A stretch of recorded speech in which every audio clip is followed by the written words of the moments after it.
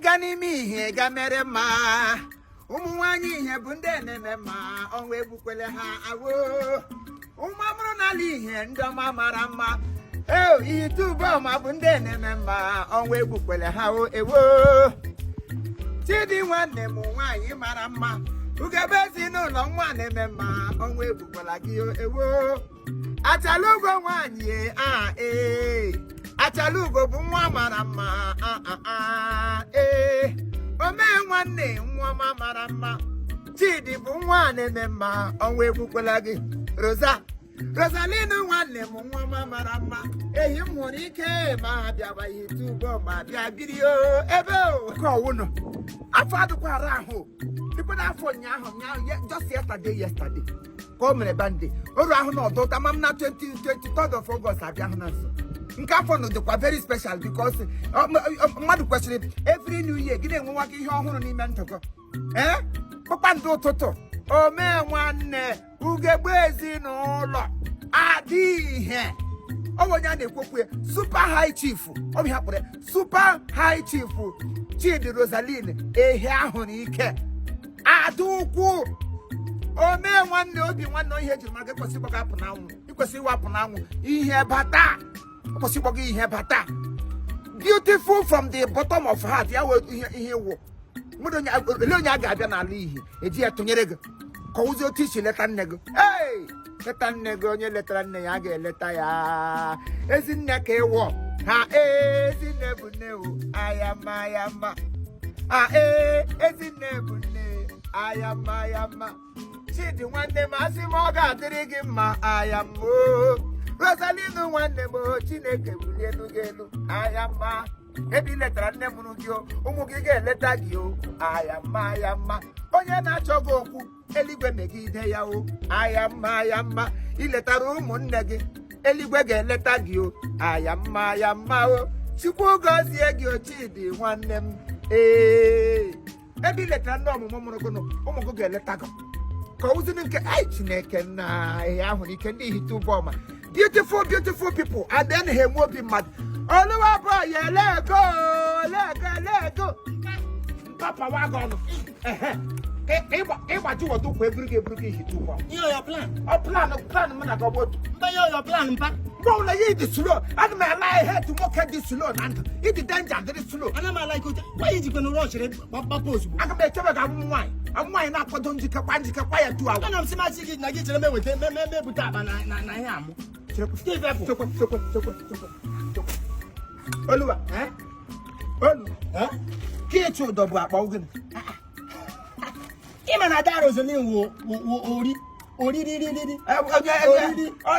ọbụdị oriri ọwụ mee nwanne o mere obi nwanne o nwere aka onyinye ichefuru the last time I gara bebe mmanya ichefuru katon anụ obi ire anyị K26 ichefuru katon anụ obi ire anyị so achọ m ịgba aka aga dis time achọ m ihe na-adị achọwa katon achọwa nke eji echechidere m onye m ji bụrụ aka ịma esi ahụ ọ gbabara na kichin were weta proof eji tiga pịa wata ojuru anyị anụ atakatara m ka nke aka eze na-ejiri tapushi so achọ m nwere ike awụzi ya anya isi ga-ekpu m ka m ga-ahụ ihe ọ ga-ebi ọ nwere ike ọtụtacha ndị ụmụnna ha ka ọtụtacha ebe ihe ọwụla o nyere anyị ọkwa m nwa nwa isi ya onye ọwụ ụdọ elekwanụ ka ije ụdọ eme ọ nke ese enwe nke a ga-akpa ịga m akpa nama ọ ga-akpụ ya akpị ọ nọ ya n'anya nwa m adịghị ememe mmefu ọ ga-akpa ịga m akpa Chidi nwanne m onye akwa na onye mụrụ ya nọ mmanya ahụ na mpa mma m bụ otu nna tupu n'ụwa mbụ dịkwa n'ụwa kịta ihe ebe a ka i chiri keta ọcha gị ọcha na ị na-achọ nga ahụ ka o si akwụkwọ imiriketa na ọ na-ahụ maka ka i chiri keta ọcha mpa ya na mpa m bụ otu nna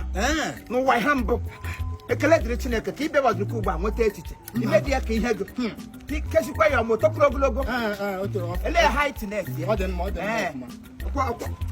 Oluwa anyị na-agasi ike God have mercy upon us. Oluwa otu aka isi aga ọ weta isi ala iwepụ ụdọ kwega m n'olu eluigwe na elu ụwa hekwe ala ihe bụ ụdọ n'olu ama na ọ jidere gị na ịlaikiri ka gị na mmadụ na-enwe ishu ama na ya jidere gị adịmala ike gị you talk too much I hate you talk too much this boy you talk too much but do am akpọrọ m na-agaba ị gara gị iburu m akwa dị ga gị hite ụgbọ ma gị buru m ngwungwu m ọkwa ndị ọgọ m gị were nwayọ nọrọ ahụ m nọrọ ebe na-agwa gị achara ugo nwaanyị awụ somebody like issue somebody like issue can you keep quiet let's move ese esi na ala ihinga ọkụ gbabira abụọ ọmụ the primary school ihe na-akpọ predator hey isi ka ga-atala aka si gbagbuo lego ka gara ọgụ gba nwaanyị ahụ na like egwu God have mercy upon us. Oluwa ngwele ka mkpọrọgụ ngwa n'ihe na-eme ụmụ gị ga-eme gị gana ngwa m na-agụrụ rekadin egwusi ihe o mere nne ya ụmụ ya ga-emekwa ya o aya mma o letara nne ya o ụmụ ya ga-eleta ya o aya mma onye kere nna ya eriri ụmụ gị ga-ekekwe gị ụtọ aya mma ọkpụ ụtọ dịkwa n'ọfọ whatever you do to one another will be do to another ọhịa akwụkwọ nsọ mgbe nwe igwe anyị ga-agụ dị nke m gụmara ka mgbe ọwụ dị ezinne bụ nne o aya mma achala ugo nwanne m nwaanyị aya mma omee nwanne eluigwe ga-eleta go aya mma ehi ahụrụ ike Rosaline nwanne m aya mma Chukwu gọzie ego ị gaghị anwụ ọnwụ ike aya mma ị ga-eburu ego ndị ọcha lọta ebe a mụrụ go aya mma ndị ụgbọma niile ha ncha ga-anụ olu m aya mma Chidi nwanne m ọ rịwuru ole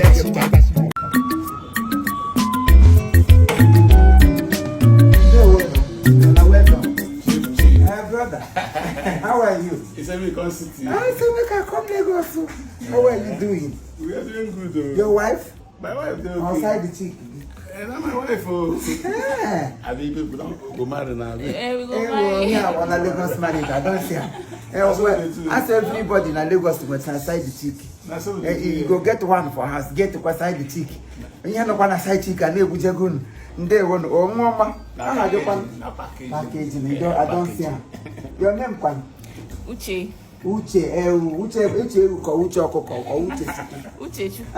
Now you talk. Yes, Uche. Your side man. What's your own name? My name is Joseph now. Joseph, you don't forget too much. Maybe Sergeant Alio. Okay. Now my picking, they say now my picking the shop will be here. Mpa. Oluwa boy. Empa. Your shop go. Ebiala. I say now, I have the car, I see you now. Pedicure, man. Onye kwa no onye ke tisala go ku gina ebembo. All my clients. Classmates. To my clients. Clients. Potakola no gin. Meet my father. Okay, ki se ekele na. Ifere ma ko ma zugu na de nwe nsopro. Aba ba kira ka de kwesuru. Ebe to nwata kira ma mgbe sha mara ya ki kele bere ma ko te yiri mi bishop. Yiri mi onye road safety oge me na ko te. Welcome. Oko boy, well done. Ele ka cha ko nyola na ebe m. Onye na anu ihe onye tisa go ku gi hu ya.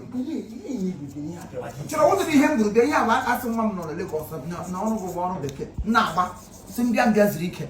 Owe here won go. Fanya na na-eji na-eji no nwa ya aka. Ihe tu ukwu nwa ya di onwe ga aka. Le ki pembo ge se ye ge bete go le pembo. Ihe onwe ke mege mbo.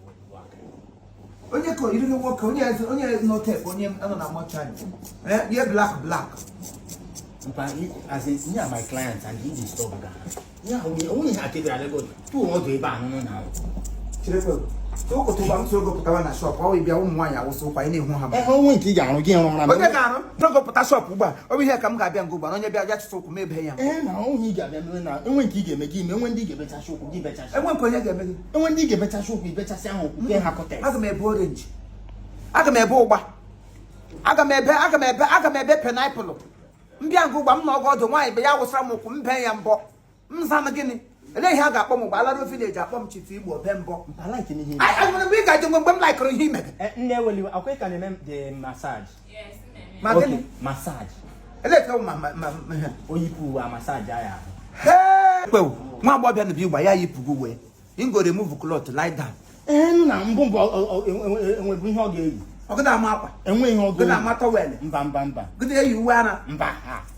Gị na-afọ ya. onye nwa wụ massage no. Ọ na gị na mata wọrụ niile ka ị ga-anọcha n'ime. Chira nwoke nwaanyị bụrụ ọtọ eleti ga-eme onwe gị ijide onwe gị aka ka ọ gị hapụ. Mba ọlali ya lọchụ. Ee! Ele yi na-eti mkpu. Iwala fuel price na alali alatu. So nwaanyị bụrụ ọtọ gị na fuel. No one day jiri kamgbe isi gbara bịa Lagos. Asị m na ịbịa Lagos. Shisha dị m ahụ. Akpọrọ ya bụ mgbe ụlọ akwụkwọ gị na-akọ ọkọ n'isi. O achịsa gị ụkwụ arụsị. Gị nọ ebe mbụ ụkwụ gị na-ekwu ya na-epekọ. Mpa ihe my client gị na-disturb. Classmate go wo onye. Iwo onye onye. Imo State. Iwo Imo State ri hotel ka arụsị akụrụ. Bi uro ke mma mafe mmote nwaanyị mo ke mmo da arịcha mmo. You too beautiful to my liking. Mmago wonye ebe. Imo State. Ede side amugo n'Imo. Ngọkpala. Iwo onye ngọkpala. Ebe e nwere Zion ministry. Ebe amugo. Amụ mpaga ebe kwanu ka mpago. Onye Ngọkpala. Unu niile ọkpala. Ala agwụla ebe ihe azụrụ n'ala na ngọkpala. Mpa ebera Lagos bụ ịma ihe village ndị mmadụ ka ebịara ịma attention. Oluwa boy ele bola m go. Nne-eche na amụrụ m nwa hụ ka m na-eto na nwa m emecha na pụọ township. Amadị m na ihe nwa m ligoro nwa n'ime lagoon. Ele nga m ga-anọ. Complain ka ọwụnụ. Ụkwụ m ọ dị dọtị. Mpa I like this. Show that by that. Hey! Abagala m play na ọwụ asa. Asị kpọgide ebili m elu.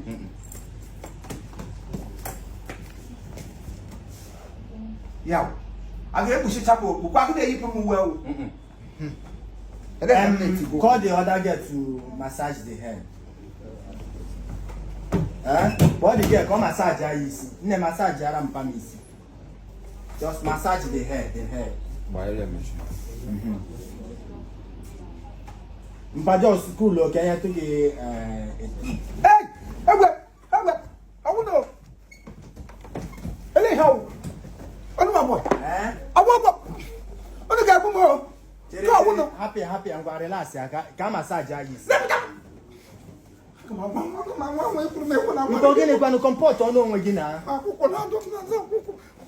Gini na adọ gi. Ele ihe na-agba gburugburu. Oh, the massage machine. Comfort.